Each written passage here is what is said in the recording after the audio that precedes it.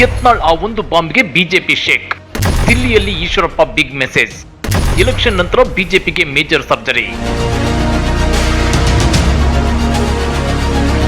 ಒಂದು ಮಾತು. ಹಿಂದೂ ಹುಲಿ ಖ್ಯಾತಿಯ ವಿಜಯಪುರ ಶಾಸಕ ಬಸನಗೌಡ ಪಾಟೀಲ್ ಯತ್ನಾಳ್ ಆಡಿರೋ ಆ ಒಂದೇ ಒಂದು ಮಾತು ಇದೀಗ ರಾಜ್ಯ ಬಿಜೆಪಿಯಲ್ಲಿ ತಳ್ಳನ ಸೃಷ್ಟಿ ಮಾಡಿದೆ. ಆ ಒಂದು ಮಾತು ಬಿಎಸ್ವೈ ಮತ್ತು ಬಿವೈ ವಿಜಯೇಂದ್ರ ಅವರ ಅಸಲಿ ಆಟಕ್ಕೆ ಫುಲ್ ಸ್ಟಾಪ್ ಇಡುತ್ತಾ ಅನ್ನೋ ಅನುಮಾನ ಹುಟ್ಟು ಹಾಕಿದೆ. ಹಾಗಾದ್ರೆ ದಿಲ್ಲಿಯಲ್ಲಿ ಮಾಜಿ ಸಚಿವ ಕೆಎಸ್ ಈಶ್ವರಪ್ಪ ಹೈಕಮಾಂಡ್ಗೆ ಬಿಗ್ ಮೆಸೇಜ್ ಪಾಸ್ ಮಾಡಿದ್ರ?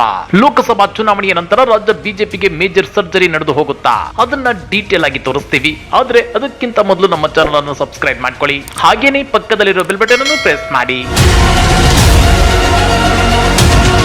ವಿಜಯಪುರ ಬಿಜೆಪಿ ಶಾಸಕ ಬಸನಗೌಡ ಪಾಟೀಲ್ ಯತ್ನಾಳ್ ಮತ್ತು ಬಿಎಸ್ವೈ ಕುಟುಂಬಕ್ಕೂ ಇರೋ ಮನಸ್ತಾಪ ನಿಮ್ಗೆಲ್ಲ ಗೊತ್ತೇ ಇದೆ. ಪರಿಸ್ಥಿತಿ ಹೀಗಿರುವಾಗಲೇ ಇವತ್ತು ಮತ್ತೆ ಅಪ್ಪ ಮಕ್ಕಳ ಮೇಲೆ ಯತ್ನಾಳ್ ಕಿಡಿಕಾರಿದ್ದಾರೆ. ಕರ್ನಾಟಕ ಸಮಸ್ಯೆ ಬಗ್ಗೆ ಚರ್ಚೆ ಮಾಡಲು ಕೆಎಸ್ ಈಶ್ವರಪ್ಪನವರನ್ನ ಕೇಂದ್ರ ಗೃಹ ಸಚಿವ ಅಮಿತ್ ಶಾ ದೆಹಲಿಗೆ ಕರೆದಿದ್ದಾರೆ. ಈಶ್ವರಪ್ಪ ಅವರ ದೆಹಲಿ ಪ್ರವಾಸ ಯಶಸ್ವಿ ಆಗುತ್ತೆ ಅನ್ನೋ ವಿಶ್ವಾಸ ನನಗಿದೆ. ಈ ಪ್ರವಾಸ ಪಕ್ಷದ ಪರವಾಗಿರ್ಲಿ ಮತ್ತು ವಂಶ ಪಾರಂಪರ್ಯ ರಾಜಕೀಯ ಅಂತ್ಯವಾಗಲಿ ಅಂತೇಳಿ ಯತ್ನಾಳ್ ಹೇಳಿದ್ದಾರೆ. ಆ ಮೂಲಕ ಪರೋಕ್ಷವಾಗಿ ಬಿಎಸ್ವೈ ಕುಟುಂಬ ರಾಜಕಾರಣದ ವಿರುದ್ಧ ಕಿಡಿಕಾರಿದ್ದಾರೆ. ನಮಗೆ ವಿಶ್ವಾಸ ಇದೆ, ಈಶ್ವರಪ್ಪನವರ ಒಂದೇನು ದೆಹಲಿಯ ಪ್ರವಾಸ ಯಶಸ್ವಿಯಾಗಲಿ, ಪಕ್ಷದ ಪರವಾಗಿ ಇರಲಿ, ವಂಶ ಪಾರಂಪರ್ಯ ಒಂದು ರಾಜಕೀಯಕ್ಕೆ ಅಂತ್ಯ ಆಗಲಿ ಅಂತ ನಾವು ಹಾರೈಸ್ತೀವಿ. ಇಲ್ಲ, ನಮ್ಮ ಪ್ರಧಾನಮಂತ್ರಿಗಳು ಹೇಳಿದ್ದಾರೆ ಏನಂತೇಳಿ, ಈ ಒಂದು ಕುಟುಂಬ ರಾಜಕಾರಣ, ಭ್ರಷ್ಟಾಚಾರ, ಬೇರೆ ಪಕ್ಷದೊಳಗೆ ಅಡ್ಜಸ್ಟ್ಮೆಂಟು ನಾವು ಅದನ್ನ ಒಪ್ಪುವುದಿಲ್ಲ ಅಂತ ಹೇಳಿದ್ದಾರೆ. ಅವ್ರು ಏನು ಹೇಳಿದ್ದಾರೆ ಅದೇ ಮಾರ್ಗದರ್ಶನದಲ್ಲಿ ಈಶ್ವರಪ್ಪನವರ ಪ್ರಯಾಣ ಯಶಸ್ವಿಯಾಗಲಿ.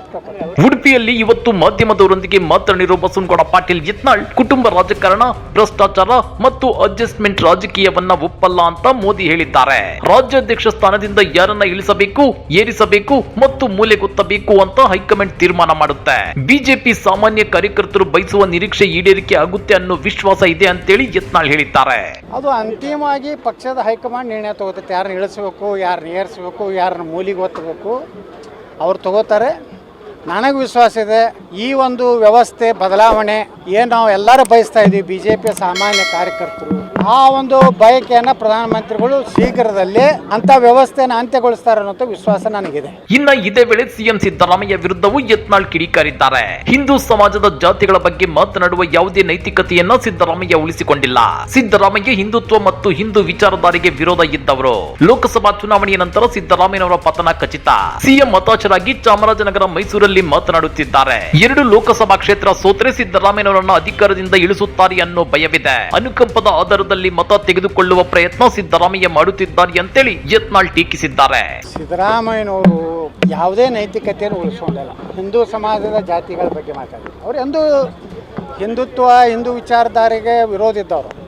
ಈಗ ಯಾಕದನ್ನು ಒಕ್ಕಲಿಗರು, ಹಿಂದುಳಿದವರು, ನನ್ನ ಮರ್ಯಾದೆ ಪ್ರಶ್ನೆ, ನನಗೆ 60 ಸಾವಿರ ಲೀಡ್ ಕೊಡದೇ ಇದ್ದರೆ ನಾನು ಕುರ್ಚಿ ಹೋಗ್ತದೆ ಅಂತೇಳಿ ಪೂರ್ತಿ ಸಿದ್ದರಾಮಯ್ಯನವ್ರಿಗೆ ಗೊತ್ತಾಗಿದೆ. ಲೋಕಸಭೆ ಚುನಾವಣೆ ನಂತರ ಸಿದ್ದರಾಮಯ್ಯನವರ ಪತನ ಖಚಿತ ಅಂತೇಳಿ ಅವರಿಗೆ ಗೊತ್ತಾಗಿದೆ. ಅದಕ್ಕೇ ಅವರು ಈ ರೀತಿ ಹತಾಶರಾಗಿ ಚಾಮರಾಜನಗರ, ಮೈಸೂರು ಜಿಲ್ಲೆಯಲ್ಲಿ ಭಾಷಣ ಮಾಡ್ತಾ ಇದ್ದಾರೆ. ಸಾಮಾನ್ಯ ಕಾರ್ಯಕರ್ತ ಎಲ್ಲಾದ್ರೂ ರಾಜ್ಯದಲ್ಲಿ ಕಾಂಗ್ರೆಸ್ನಿಂದ ಟಿಕೆಟ್ ಪಡೆದಿದ್ದಾನೆಯೇ? ಕೇವಲ ಮಂತ್ರಿಗಳ ಮಕ್ಕಳೇ ಸ್ಪರ್ಧೆ ಮಾಡಿದ್ದಾರೆ. ಹಣ ಇದ್ರೆ ಜನ ಮತ ಹಾಕ್ತಾರೆ ಎಂಬ ಮೂರ್ಖ ದ್ವಂದ್ವ ವಿಚಾರದಲ್ಲಿ ಕಾಂಗ್ರೆಸ್ ಇದೆ. ಒಬ್ಬ ಮಂತ್ರಿಯು ಕಾಂಗ್ರೆಸ್ಗಾಗಿ ತ್ಯಾಗವನ್ನ ಮಾಡಿಲ್ಲ ಅಂತೇಳಿ ಆರೋಪಿಸಿದ್ದಾರೆ. ಬೆಂಗಳೂರು ಗ್ರಾಮಾಂತರ ಚುನಾವಣೆಯಲ್ಲಿ ಕಾಂಗ್ರೆಸ್ ಗೆದ್ದರೆ ಅದು ದೇಶದ ದುರ್ದೈವ.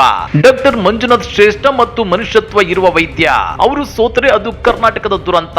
ಭ್ರಷ್ಟರು, ಗೂಂಡಾಗಳು ಇದೇ ಚುನಾವಣೆಯಲ್ಲಿ ಕೊನೆಯಾಗಬೇಕು ಅಂತೇಳಿ ಡಿಕೆ ಸಹೋದರರ ಬಗ್ಗೆ ಯತ್ನಾಳ್ ಕಿಡಿಕಾರಿದ್ದಾರೆ. ಅದೇನೇ ಇರ್ಲಿ, ಯತ್ನಾಳ್ ಅವರಿಗೆ ರಾಜ್ಯ ಬಿಜೆಪಿಯಲ್ಲಿರೋ ಕುಟುಂಬ ರಾಜಕಾರಣ, ಭ್ರಷ್ಟಾಚಾರದ ಬಗ್ಗೆ ಈಗ ಕಣ್ಣು ಕಾಣ್ತಿಲ್ವಾ? ತಮ್ಮ ಬಿಜೆಪಿಗರ ತಟ್ಟೆಯಲ್ಲೇ ಹೆಗ್ಗಣ ಬಿದ್ದಿರುವಾಗ ಕಾಂಗ್ರೆಸ್ ನಾಯಕರ ತಟ್ಟೆಯಲ್ಲಿರೋ ನೊಣದ ಬಗ್ಗೆ ವಾಗ್ದಾಳಿ ನಡೆಸುತ್ತಿದ್ದಾರೆ ಅಂತೇಳಿ ಕಾಂಗ್ರೆಸ್ ನಾಯಕರು ಟೀಕಿಸಿದ್ದಾರೆ. ಅದೇನೇ ಇದ್ರೂ ಯತ್ನಾಳ್ ಸ್ವಪಕ್ಷ ಮತ್ತು ವಿಪಕ್ಷ ಎಲ್ಲರನ್ನೂ ತರಟೆಗೆ ತಗೊಂಡ್ರು ಇವರ ಮಾತುಗಳಿಗೆ ಬಿಜೆಪಿಯಲ್ಲಿ ಬೆಲೆ ಸಿಗ್ತಿಲ್ಲ ಅನ್ನೋದು ನಿಜಕ್ಕೂ ವಿಪರ್ಯಾಸ.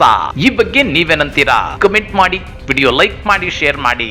ಇಂಥ ಮತ್ತಷ್ಟು ರೋಚಕ ರಾಜಕೀಯ ಸುದ್ದಿಗಳನ್ನ ಮಿಸ್ ಮಾಡದೆ ನೋಡಬೇಕು ಅಂದ್ರೆ ನಮ್ಮ ಯೂಟ್ಯೂಬ್ ಚಾನಲ್ ಅನ್ನ ಸಬ್ಸ್ಕ್ರೈಬ್ ಮಾಡ್ಕೊಳ್ಳಿ.